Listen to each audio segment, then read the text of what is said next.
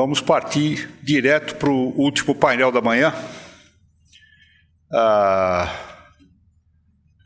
E temos mais 3 painéis à tarde, hein? E a sessão de encerramento ainda. Vamos lá, o próximo painel.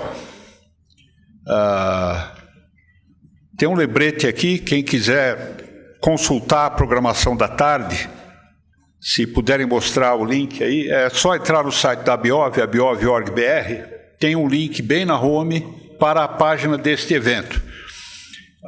Ali você tem a programação toda, quem está em cada painel direitinho, tá? Se precisarem consultar, está lá. Vamos para o próximo painel, então. O painel é dedicado à qualidade e às boas práticas da armazenagem, distribuição e mistura de biocombustíveis. Vamos chamar primeiramente o moderador do painel. Eu prometi a ele que eu ia falar o nome dele direitinho, que é o Gilles Laurent Grimbert. Por favor, Gilles. Ele é CEO da Act Oil do Brasil. Gilles, bem-vindo. Vai participar desse painel o Vicente Pimenta, que é o consultor técnico da Abiov. Vicente, por favor.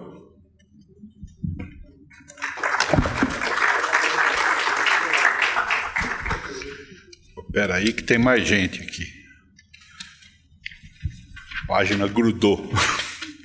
Vamos lá. O Walter Luiz de Souza, que é diretor de Relações Institucionais da Confederação Nacional do Transporte. Walter, está aí? A Daniele. Oi? É a Daniele.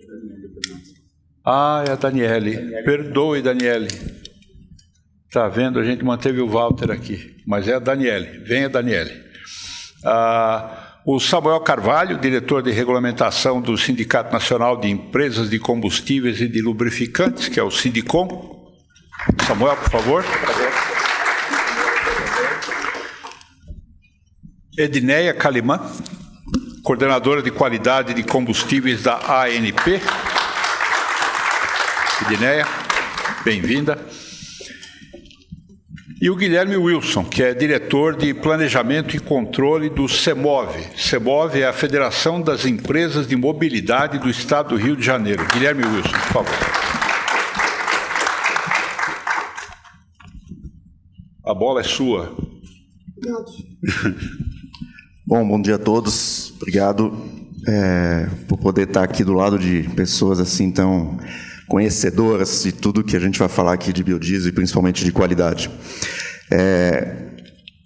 O biodiesel tem avançado muito, assim como todos os biocombustíveis, e tudo que a gente passa, né, como a gente está vivendo hoje uma transição energética, seja pela questões ambientais, seja por questões de saúde, seja por causa de uma guerra, como é o caso agora, mas sempre é uma evolução, sempre existem adequações, sempre existem momentos em que a gente deve se preparar para isso. Eu me lembro de ter feito um painel há uns 3 anos atrás em que eu listei séries de desafios que tinha na transição energética e eu citava como se fosse a transição energética para o biodiesel. E eu listei, assim, 6 pontos de atenção nessa transição energética. E, ao final dos 6 pontos, eu falei para todo mundo que aquilo não eram os pontos da transição energética do diesel para o biodiesel, mas era a transição energética do carvão para o diesel. Então, a gente vive hoje a segunda transição energética da humanidade, que primeiro do carvão para o combustível fóssil e hoje para os renováveis, e a gente precisa se adequar a isso. Todos nós precisamos nos adequar a isso. Então, começando desse ponto aqui, já para o Vicente. Vicente, você, junto até com o Garbo, que falou agora há pouco, trabalhou muitos anos com sistemas de injeção na Delphi, né? Então conhece todo esse setor de dentro, de antes dos combustíveis renováveis e para hoje. E quando a gente fala dessa evolução dos últimos anos do biodiesel, quais os avanços mais relevantes você pode dizer que a cadeia produtiva implementou para garantir, né, que o combustível que saia, pelo menos dos produtores, esteja dentro das especificações conforme as portarias, né, no caso 920 da ANP? Alô. Bom, obrigado pela pergunta, Gilles. Eu queria agradecer à comissão organizadora, inclusive eu mesmo, né, que me convidei para participar desse evento, que está sendo excelente, grandes apresentações, né, discussões, inclusive muita coisa que eu gostaria de falar já foi falada por outras pessoas, E eu queria dizer o seguinte, Gilles, primeiro fazer uma pequena distinção, que apesar de óbvia, me parece que é oportuna. Quando a gente fala de qualidade, são duas qualidades que a gente está falando. O biodiesel, ele passou por o biodiesel, o diesel, eles passaram por uma revolução, eles tiveram várias atualizações, vários aprimoramentos na especificação que tornaram o produto de melhor qualidade. Esse é um ponto. E a gente fala também da qualidade do que a gente vai encontrar no campo quando essas especificações não estão sendo atendidas. Então, nesse sentido, assim, os sistemas de injeção, os motores, caminharam junto com os combustíveis. Hoje nós temos produtos muito mais sensíveis, muito mais precisos, eles geram muito mais potência. A gente tem... Eu lembro quando eu comecei, os motores davam, eu não lembro agora o número, por cilindro, por litro, quanto dava de cavalo, foi multiplicando e os combustíveis seguindo na mesma toada. Mas a gente, ao mesmo tempo em que chegou a necessidade de descarbonizar, a gente sentiu a necessidade de incluir frações renováveis nos combustíveis, a gente teve que achar as melhores soluções. A que estava mais à mão sempre foi, e eu tenho certeza disso, o biodiesel. Eu tenho participado dos testes desde do B2, B5, B10, B15, e a gente percebeu que sempre começou com, olha, vai acontecer tal coisa e tal, e os combustíveis foram sendo aprimorados. Eu sou engenheiro e tem duas coisas que os engenheiros adoram, são as duas palavras-chave. Problema e não dá. O não dá é o número 1. Falou não dá para um engenheiro, fica louco, ele fica atrás de uma... Não, tem que dar. E a segunda é problema. Então, assim, eu não vejo o problema como uma coisa que pare. Eu vejo o problema como um desafio que faz as pessoas se mover, faz as pessoas buscar soluções. Assim, por exemplo, provavelmente a Edneia, que não tive a oportunidade de cumprimentar pessoalmente ainda, ela vai falar, mas ela se tornou uma grande aliada do programa de biocombustíveis. Eles procuram apertar as especificações, eles vão no posto verificar se o que tem lá está de acordo com o que deveria estar, eles estão indo nas usinas, nas distribuidoras, apresentam problemas. Isso para um engenheiro é ótimo, nós vamos trabalhar nisso, vamos conseguir vencer. Eu tenho certeza, já fizemos reuniões com eles, a gente tem melhorado, tem problemas ainda, vamos melhorar. Então, eu acho que isso é um caminho virtuoso que, juntamente com a indústria automobilística, dos sistemistas e dos usuários em geral, os combustíveis também estão trilhando, e eu acho que todo mundo vai chegar num ponto melhor que nós estamos hoje. Não sei se respondi bem. Perfeito, Vicente, obrigado. Edneia, já que o Vicente jogou a bola para você ali, né? Nós temos as resoluções, né, e eu vejo nas reuniões que eu participo com a Edneia que ela tem todas as normas e testes físico-químicos na cabeça, os conhece profundamente.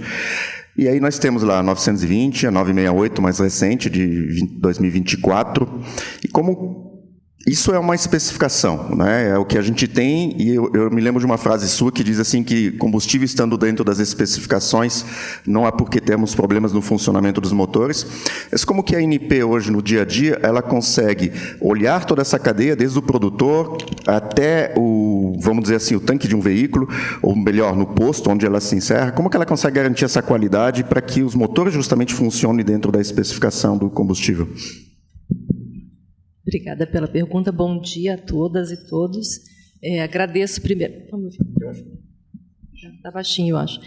Primeiro, agradecer a organização do evento aí pelo convite, pela oportunidade de poder participar aqui nesse painel, que, pelo próprio título, né, é bastante importante para a ANP, para mim especificamente, que acompanho diretamente a qualidade de combustíveis. E, assim, em linha com o que já foi até... O Fábio trouxe um pouco isso no painel anterior, né?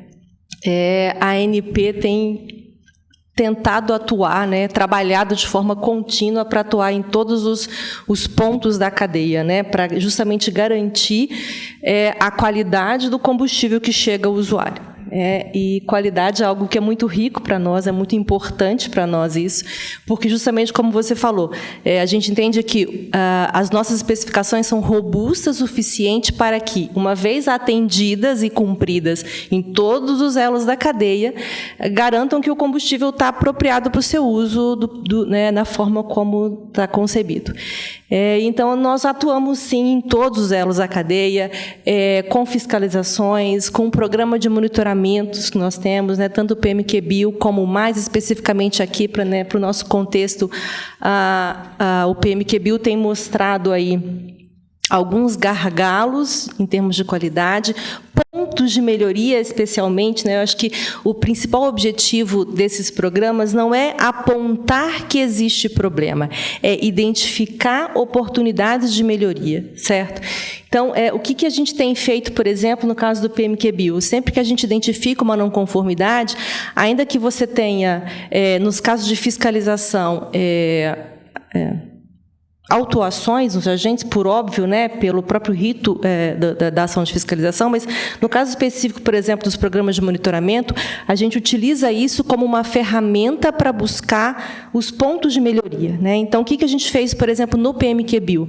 É de conhecimento de todos, o relatório foi publicado ano passado, nós identificamos problemas de não conformidade, e qual foi a ação da diretoria? Olha, vamos chamar os produtores, e vamos discutir oportunidades de melhoria. Como é que nós podemos melhorar a qualidade desse combustível para que não haja um problema no seu uso? E a gente tem visto resultado nisso, o setor se engajou, o setor produtivo se engajou, trouxe ações para melhorar a qualidade desse produto.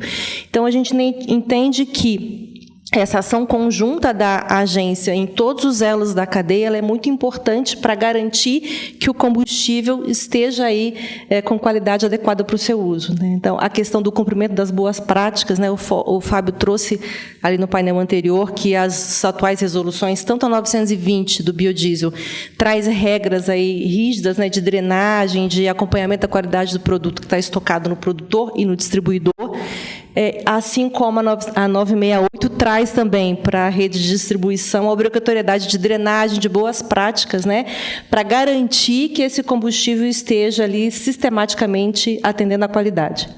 E quando a gente fala de drenagem, não é simplesmente drenar por drenar.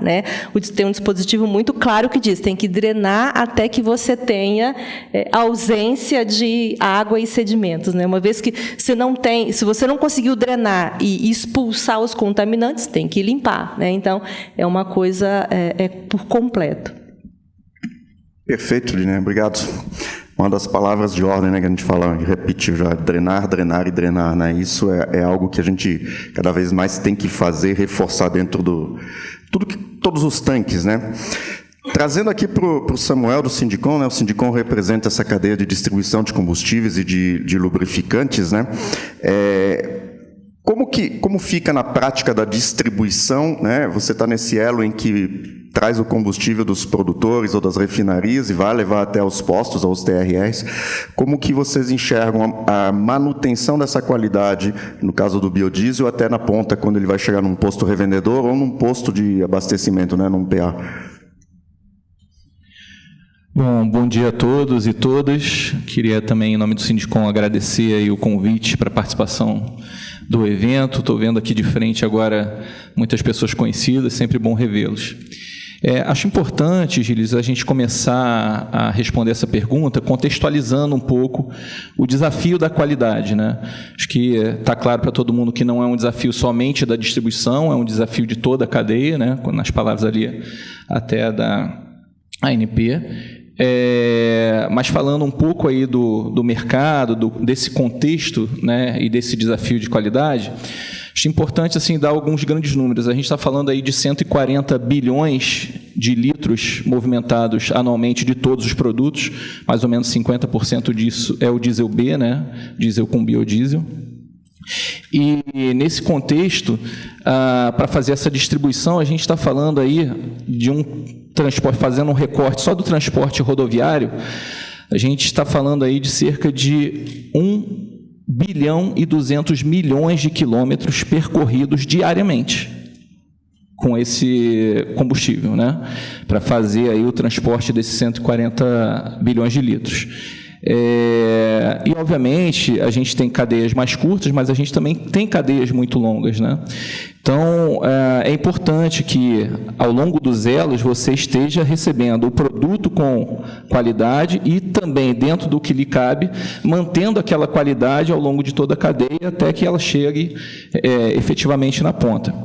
E aí, um ponto importante também que a gente tem que falar é da existência do mercado irregular, né, que traz aí riscos adicionais, né, para a qualidade na ponta da cadeia, que muitas vezes não estão aí no nosso controle, e a importância da ANP realmente em fazer todo esse aprimoramento dos seus programas de qualidade, da fiscalização, e fazer um registro também que, nesse contexto, né, de tantos produtos, de tantos desafios, né, de modelos de negócios cada vez mais complexos, a gente vê também a necessidade de um fortalecimento da ANP e da sua capacidade institucional de acompanhar efetivamente, né, todas essas questões. Como o deputado falou numa das falas dele, né, nós precisamos apoiar e reforçar muito o trabalho da ANP, né? Não é só a ANP que é o braço fiscalizador, todos nós. Eu sempre brinco que o Brasil tem 150 milhões de fiscais, porque todo mundo que está acima de 18 anos pode ser um fiscal no dia a dia de qualquer atividade que tenha, né? Então, isso é importante. E aí a gente chega ao ponto do painel aqui, né, onde a gente vai para quem consome os combustíveis, né? Então, a gente tem aqui hoje a Daniele representando a CNT, o Guilherme representando o CEMOV, que agrupa as empresas de transporte público, digamos assim, do estado do Rio de Janeiro. Eu vou fazer a primeira colocação aqui para a Daniele, do ponto de vista do transportador, né? Qual que é o impacto, né, que você enxergam hoje dentro da cadeia de transporte de carga, né, do Brasil, representada pela CNT, na questão de custos ou das dificuldades que têm se apresentado no transporte, né? O que tem sido os grandes desafios? Bom dia a todos. Primeiro, eu gostaria de agradecer a Biov e o IBP pelo convite, e a Confederação Nacional do Transporte, em nome do Daniel, do Carlos, que fizeram essa interlocução com a CNT. Queria justificar a ausência do Dr. Walter, que foi até chamado, mas ele fez uma cirurgia e, por recomendações médicas, ele não pôde viajar. Mas ele entende a importância da agenda, está junto aí com a Biov num projeto de tentar minimizar os impactos para o setor transportador, né? A CNT ela engloba todos os modais de transporte, mas nós não temos dúvidas que o transporte rodoviário é o principal transportador de cargas, né, do nosso país, e é o principal transportador de passageiros. Então, é um modal que tem o maior impacto de qualquer política pública que possa vir a atingi-los. Eu cheguei um pouco mais cedo e já ouvi várias falas e estou muito feliz com o evento. Assim, eu acho que ouvir várias visões e ter uma maturidade com relação ao assunto é o que a gente está vendo aqui hoje, sabe? Lá no início quando nós começamos a adicionar, né, o biodiesel ao diesel, era algo, os discursos eles eram sempre inflamados e eu mesmo falava, eu não vou em evento para o André vir me bater, por exemplo. Eu não vou. E é muito bom ver a maturidade de todos para falar do assunto, assim, de reconhecer que problemas existem na cadeia e vamos ver quais são esses problemas para a gente tentar avançar na pauta. Eu acho que esse é o principal. Então, respondendo, sendo mais objetiva com relação à sua pergunta, a gente não tem um impacto isolado. O impacto ele é interconectado. Tem o impacto do custo, tem o impacto da manutenção, tem o impacto da disponibilidade do veículo. E lá no início também a gente batia muito em custo e com o amadurecimento do discurso a gente viu que Ok, o custo ele é um fator importante, ele é muito importante, porque no final ele tem impacto no valor do frete, por exemplo, que aí vai para o custo Brasil, vai para a cesta básica no final das contas. Mas esse não é mais um discurso que a CNT coloca em primeiro lugar. O que nós queremos hoje é qualidade e veículos disponíveis, é a disponibilidade do veículo, a gente quer o veículo rodando. Um veículo parado ele tem um custo muito maior do que um aumento no valor do diesel para o transporte. Então, hoje a gente precisa de um veículo rodando, sem impactos ali, grandes impactos na sua operação. E que, para isso acontecer, o grande ponto é o usuário ele não pode ser o testador final, como era lá no início do programa. E aí a gente evoluiu muito. A ANP teve um processo fundamental.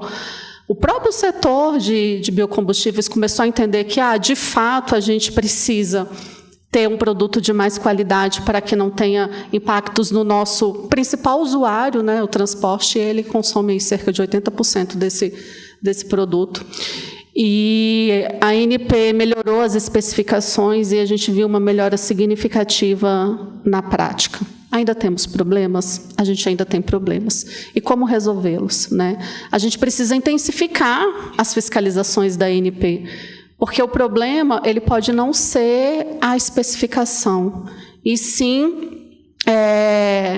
empresas que não cumprem com essas especificações e por uma falta, uma fragilidade na fiscalização, que precisa de uma força, né, de trabalho, precisa de mais pessoas ali na ponta, e aí tem uma questão de recursos da própria agência, como isso é um problema de todas as agências, e na ANP não é diferente. Então, pouca fiscalização dá margem para que nós não tenhamos um produto tão bom ali para o consumidor final. Por exemplo, esse é um exemplo, né? Então, hoje, a grande defesa da CNT é: vamos melhorar a fiscalização, vamos ter testes que a gente possa confiar. O MME está com um grupo para essas especificações desses testes, e a gente está conseguindo avançar no tema. Mas um ponto que eu acho que a gente precisa avançar também é na melhora da nossa frota. Não resta dúvida para ninguém que os veículos mais novos, a gente quase não vê nenhum problema com relação ao uso dos biocombustíveis. A gente vê que as nossas grandes empresas hoje têm poucos problemas, porque ela tem uma renovação ali num período mais curto, de 3, 5 anos. E então a indústria ela também se adaptou para trazer novos veículos. E aí a gente precisa trabalhar junto em políticas públicas de renovação de frota, para que de fato a política pública de governo ela possa ser cada vez mais implementada, e que esses veículos eles possam ser renovados e que nós não tenhamos. E aí o problema da reciclagem desses veículos também. Hoje a gente não tem um programa de reciclagem para tirar esses veículos antigos da frota, porque a empresa ela troca o veículo, mas esse veículo vai para outra, uma empresa menor, e depois vai para um autônomo, e depois está rodando há 20 anos, 25, 30 anos, rodando ainda, e aí parando na estrada, e aí pode ser o problema do combustível, sim, porque aquele motor ele não tem uma qualidade tão boa igual um motor novo para aceitar, né, esse combustível mais moderno. Então, eu acho que precisamos todos, sabe, isso fica também, um ponto para o setor de biocombustíveis, de trabalhar nesses programas de renovação de frota. O governo, ele avançou muito, mas ainda é tímido, sabe?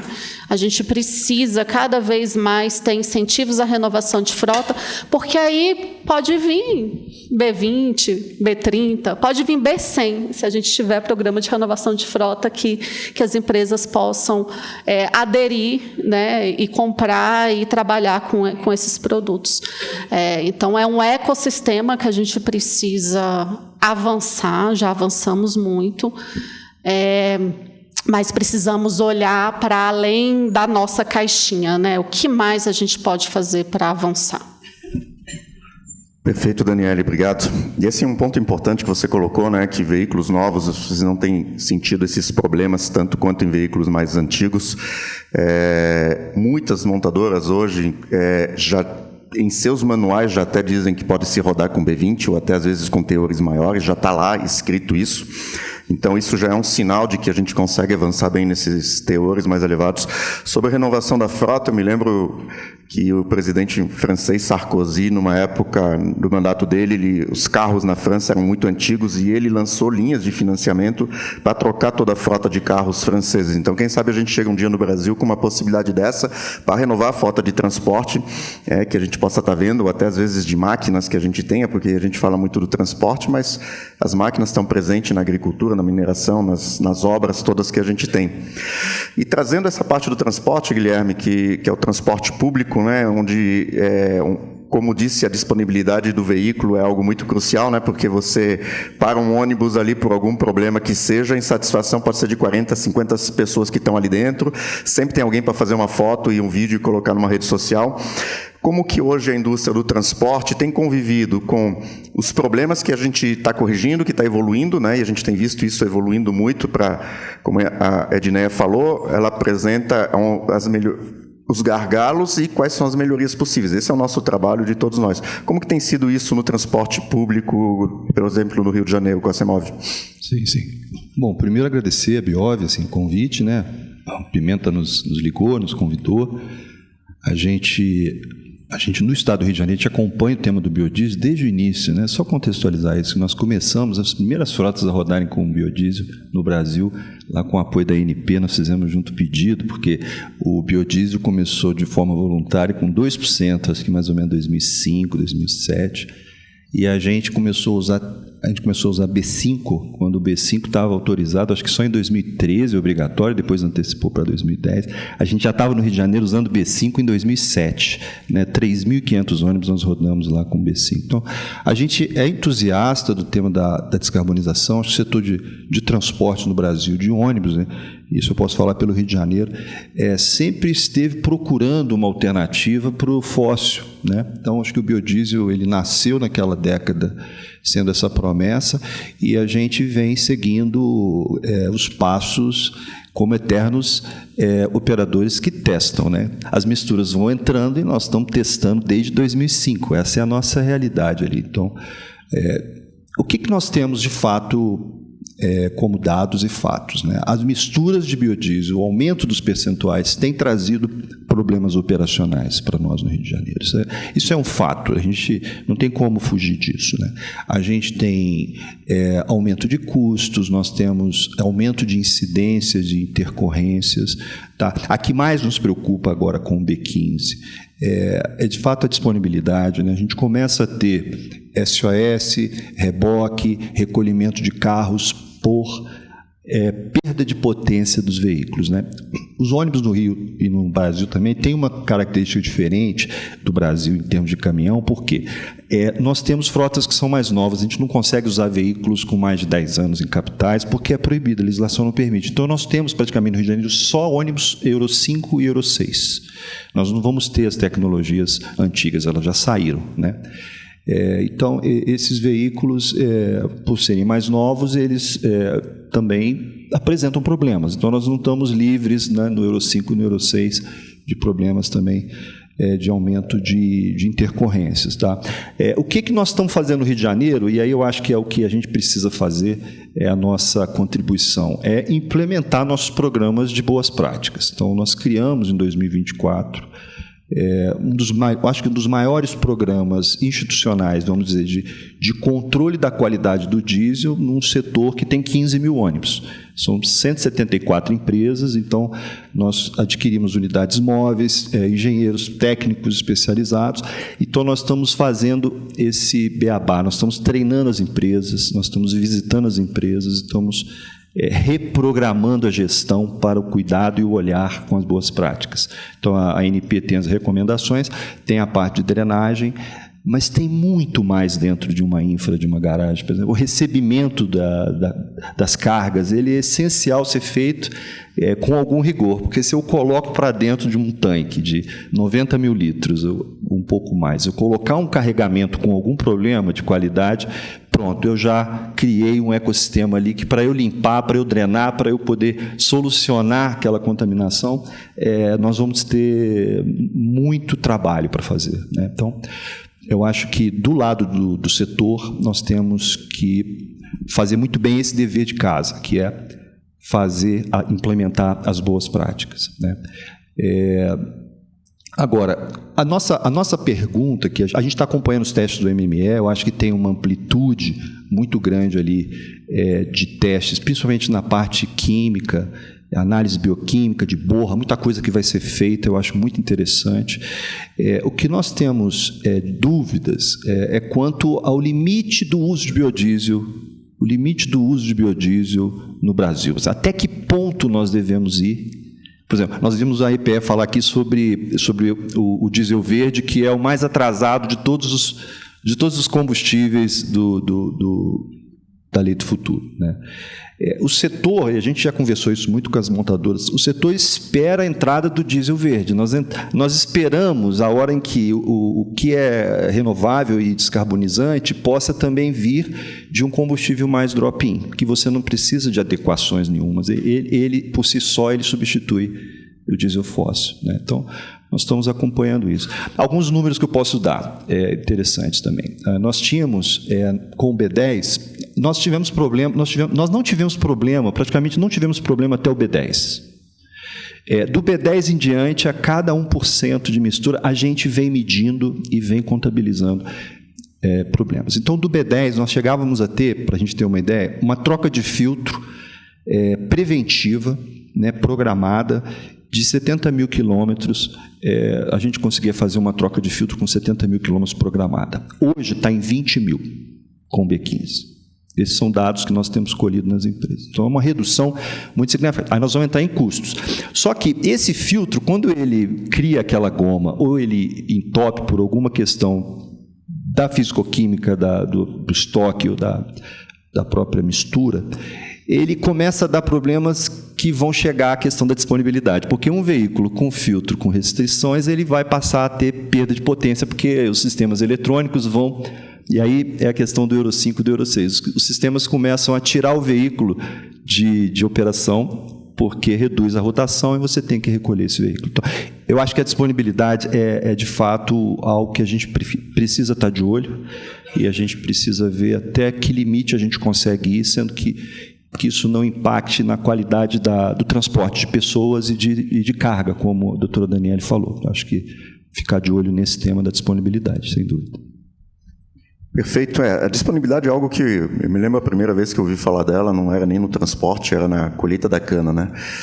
Você tem uma colheitadeira que para por algum problema que seja, a cana vai ficar no chão, você não vai voltar para pegar ela depois, e isso gera bastante prejuízo. Então, disponibilidade sempre foi um ponto muito importante.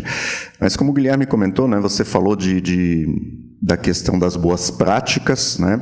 Eu tenho visto muitos casos justamente com o filtro é o primeiro sintoma que você tem quando o combustível degrada. Eu falo que é ali que a pessoa já vai saber o que está acontecendo, e quando vem caindo o período de troca, acende uma luz.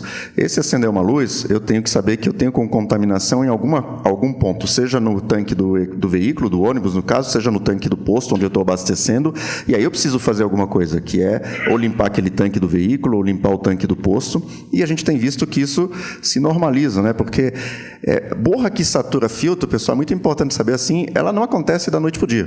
Ela demora para se formar e para vir a ser um problema. Se você pega um tanque limpo e esse tanque dali 6, eu diria no mínimo 6, 8 meses vai começar a ter borra de saturar filtro, você deixou de fazer alguma coisa durante 8 meses. E você tocou num ponto importante, que é as boas práticas. A gente fala muito de boas práticas, mas uma das boas práticas que você citou é recebimento do diesel, e um dos recebimentos do diesel é você ver se o diesel está turvo. E eu fui numa indústria, né, um fabricante, e eu falei para ele, olha, você tem que olhar se o diesel está turvo no recebimento. E a pessoa virou para mim e falou assim, mas o que é um diesel turvo?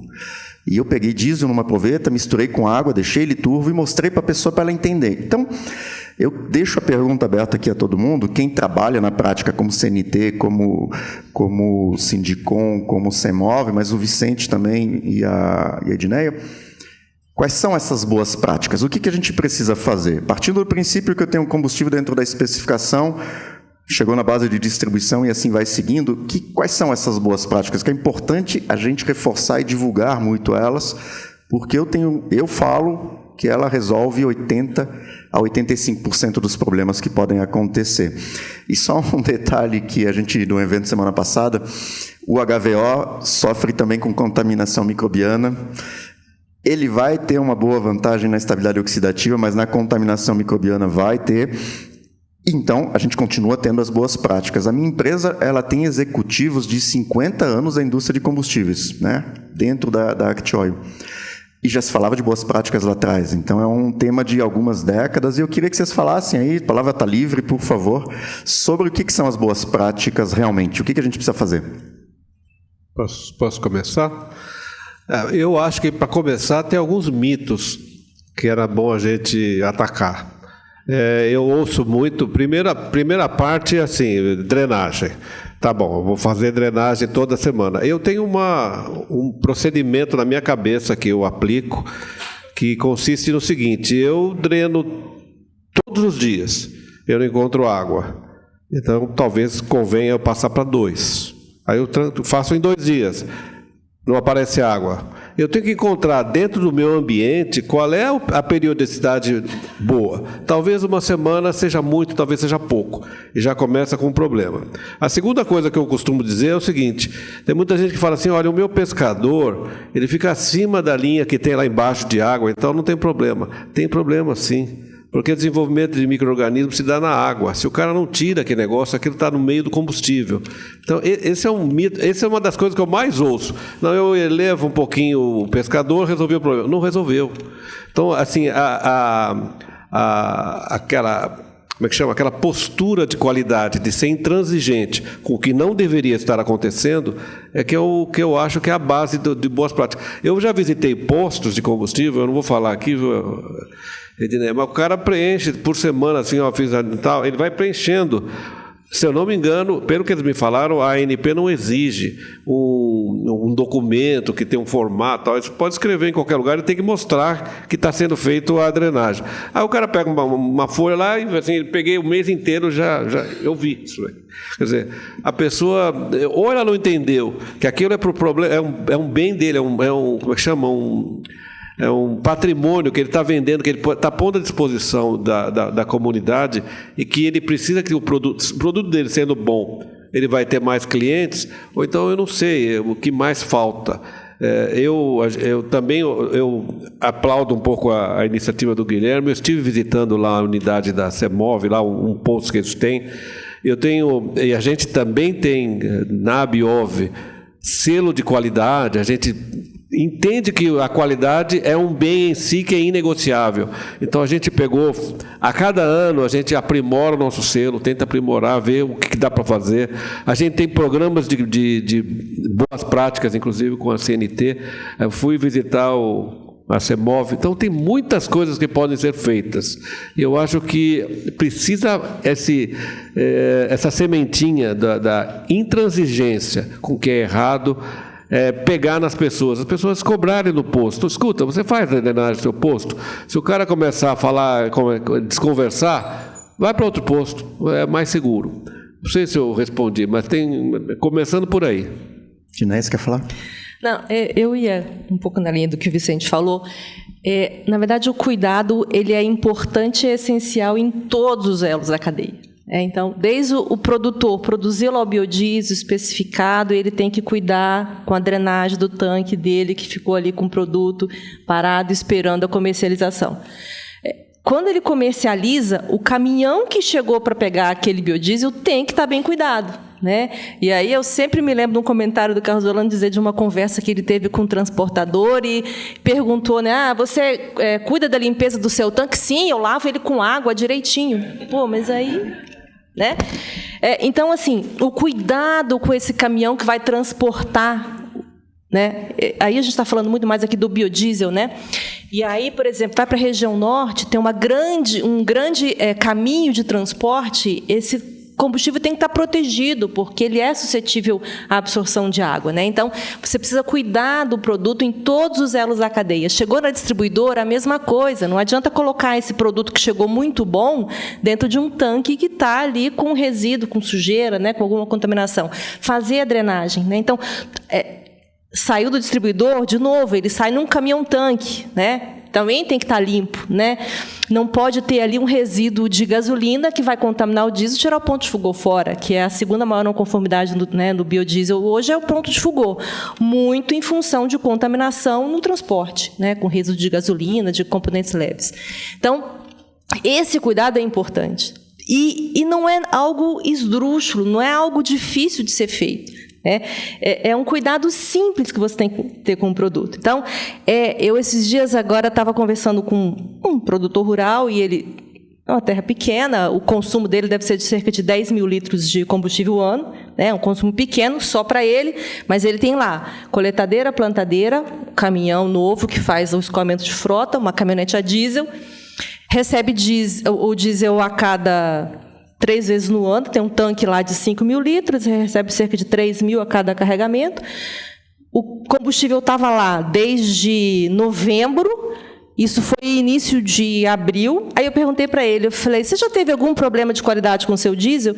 Ele falou, olha, desde que eu troquei o fornecedor, que é TRR, há uns 12 anos, nunca tive um único problema de qualidade. Eu falei, e com filtro troca? Ele troca os filtros na frequência, mas o filtro sai limpinho. O tanque está lá coberto, um galpão coberto, protegido de sol, de calor, de intempéries em geral. Tem aquele desnível ali para ele fazer a drenagem. Ele tirou uma amostra limpinha. O combustível estava parado há 5 meses. Ele tirou um pouquinho para eu ver, estava limpíssimo. Eu ainda levei para o laboratório, tá? Era 15,3 de biodiesel.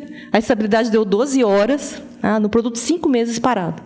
Sem nenhum problema de qualidade e sem nenhum problema no uso do produto. Mas por quê? Recebe um produto de um fornecedor que ele confia no produto que chega ali de qualidade, ele está bem armazenado, bem acondicionado, ele faz a drenagem, ele cuida de todo. Pronto, simples, e não precisava de nada mirabolante. Ou seja, é um cuidado com o produto. Então, acho que as boas práticas em todos os elos da cadeia, associadas a um combustível de boa qualidade, que atende às especificações, fecha com chave de ouro. Acho que não tem problema nenhum. A gente não teria nenhum problema no uso do B15, né, que muitas vezes se escuta por aí, se todos esses cuidados fossem rigorosamente cumpridos. Eu quero compartilhar só umas dificuldades que a gente tem no Rio, que pode ilustrar, que acho que tem a ver com o que a Edneia falou. A cadeia toda precisa funcionar bem. Todo mundo tem que cuidar bem. A questão é se alguém falha. Isso recai lá na nossa ponta como operadores, que a nossa maior dor é essa. No final das contas, se alguma coisa falha, é lá na ponta que aparece. Então, por exemplo, semana passada nós fomos visitar uma empresa que estava fazendo uma limpeza de tanque. Nós temos que fazer. Nós fazemos limpeza de 2 em 2 anos. Hoje, eu tenho que fazer de ano em ano. Se eu não fizer limpeza, posso estar com boas práticas. Se eu não fizer limpeza de ano em ano, eu começo a ter problema de borra no fundo. E nós tivemos até a visita de uma pessoa amiga do Instituto Nacional de Tecnologia, que foi presencial lá. Nós tivemos que tirar 3 tonéis de borra de um tanque que é limpo anualmente. 3 tonéis de borra são quase 500 litros de um material degradado. Aquilo é um prejuízo aqui. E a empresa faz drenagem. Então, em que momento talvez um carregamento produziu aquela perturbação? Isso é uma coisa que a gente sente falta no setor. Quer dizer, a gente que compra o combustível, a gente tem dificuldade de saber a real origem e a real qualidade daquela carga. Por mais que eu faça análise, densidade, agora a gente está até fazendo teste de sujidade, que não é o que a ANP controla, mas a gente quer ver o quanto de sujidade tem no diesel. Eu faço uma medição com um equipamento específico, tudo, para tentar blindar o máximo possível aquilo que está sendo queimado lá na câmara de combustão. A gente faz essa pergunta às vezes para as distribuidoras, mas Mas qual é o biodiesel que está nessa mistura que eu estou recebendo? Então, essa informação muitas vezes fica distante. E uma frase que eu ouvi alguém falar certa vez, que basta uma laranja podre num cesto para contaminar tudo. E a gente sabe que dentro de uma tancagem de 1 milhão, 2 milhões de litros num terminal de distribuidora, nem estou falando de TRE, estou falando de um distribuidor, né, no Rio, temos 3 grandes que nos abastecem, né, 174 empresas de ônibus. As cargas que vão chegando, a gente não sabe de onde vem. Então, essa transparência nos incomoda. Não conseguir fazer uma análise, um rastreio mais detalhado para ver se o que eu estou recebendo talvez não seja uma laranja podre, né? Em um ano que seja, mas basta uma para nos trazer problema. Então, essa é uma dificuldade, eu acho que, da indústria do biodiesel como um todo, né? Mas só fica aqui um ponto. Perfeito. Só complementar um pouco, pegar o gancho aí do Vicente, ele falou de uma postura de qualidade, né? Uma postura de responsabilidade sobre o produto, né? As associadas do Sindicom têm aí um processo de qualidade muito bem estruturados, né? Cumprem aí todas as exigências da ANP. Mas a gente sabe que um padrão rigoroso ele pode não ser observado. Falei até de mercado irregular, né, de gente que, enfim, pode fazer aí todo tipo de prática. E isso é uma preocupação que a gente tem. Só a Edneia comentou sobre a região norte, né? Esse é um desafio que a gente tem muito grande também na distribuição com relação ao teor de água. Eu falei um pouco daquela questão da cadeia na minha fala inicial, né? Se a gente pensar que o produto, né, falando do biodiesel, ele sai ali de uma usina, entra num caminhão, sai do caminhão, entra na balsa, às vezes fica 5, 10 dias em trânsito numa balsa, sai da balsa, entra no caminhão, sai do caminhão, vai para a base, sai da base, vai para o cliente. Então, assim, existe uma complexidade, uma necessidade de um rigor muito grande, realmente, por parte de todos os elos. E aí, até para, né, não me alongar muito, mas acho que isso não está somente na distribuição, né, e não está somente até em boas práticas que são exigidas, mas, às vezes, cuidados que você observa que precisam ser praticados para não ter problema lá na frente. Então, falando da produção, né, de repente você não expediu o produto ali acima de 40 graus, não é uma exigência, mas é algo importante para não ter ali processos remanescentes, fazer a decantação completa. Então, eu acho que existe aí, para além das normas, no final do dia, o cumprimento das normas ou essa postura de responsabilidade é o que acaba fazendo diferença realmente na garantia da qualidade lá na ponta. Perfeito. Posso deixar a Daniele falar, né? Você tem que ser cavalheiro aqui, senão vão brigar comigo lá. Só para complementar aqui, o Guilherme trouxe bem a realidade do transporte de passageiros e que é uma realidade muito diferente do transporte de cargas, né? Passageiros, a gente tem, as grandes empresas têm ali os tanques de combustíveis dentro da empresa, e cargas não, eles fazem um abastecimento nos postos aí Brasil afora, o que traz uma insegurança muito maior em razão do mercado irregular. E o que a CNT tenta fazer é mudar um pouco a cultura de não denúncia, porque denunciar dá trabalho, né? Então, a gente faz um trabalho ali interno de mostrar passo a passo, abasteceu em um posto específico e teve problema com um veículo, então denuncie, porque são pontos de atenção para a ANP fiscalizar depois. Agradece. Mas isso é uma mudança de cultura e é difícil, porque tudo que é trabalhoso a gente deixa para depois e acaba esquecendo e fica só na reclamação. A gente está fazendo esse dever de casa de tentar conscientizar da importância da denúncia para que a gente possa ter também ações específicas, sabe? Isso é importante, né? Porque a ANP atua na conscientização, mas também precisa atuar na fiscalização. E nós usamos vetores, né, para nos auxiliar nesse trabalho, né? Os recursos, tanto financeiros como de pessoal, são escassos, então a gente precisa otimizar as nossas forças, né? E, para isso, a gente conta com os programas de monitoramento e, sobretudo, com as denúncias, né, dos consumidores aí que, eventualmente, cruzam pelo caminho com produto não conforme. Perfeito. Quando o tema é bom, o tempo passa rápido e já se esgotou aqui. Vou deixar um recado final. Eu acho que assim as boas práticas devem ser reforçadas muito. a qualidade em toda a cadeia deve estar ali. Eu vou usar um ponto que o Guilherme colocou, eu acho que talvez a gente precise comunicar melhor, né? Então, comunicar o que as bases distribuidoras, os TRRs, os postos fazem, levar mais esse conhecimento a todo mundo, porque muitas vezes isso não é dito. Falar do trabalho da ANP, veja que a ANP ela foi a campo, né?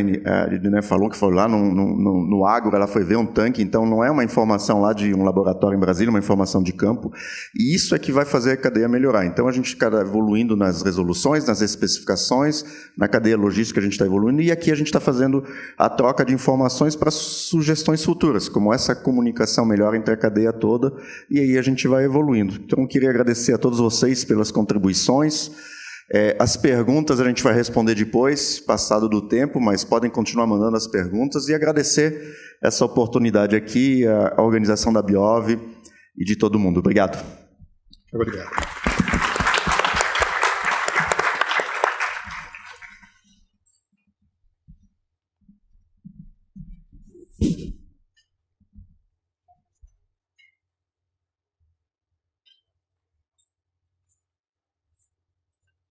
Ok, muito obrigado a todos os participantes do painel.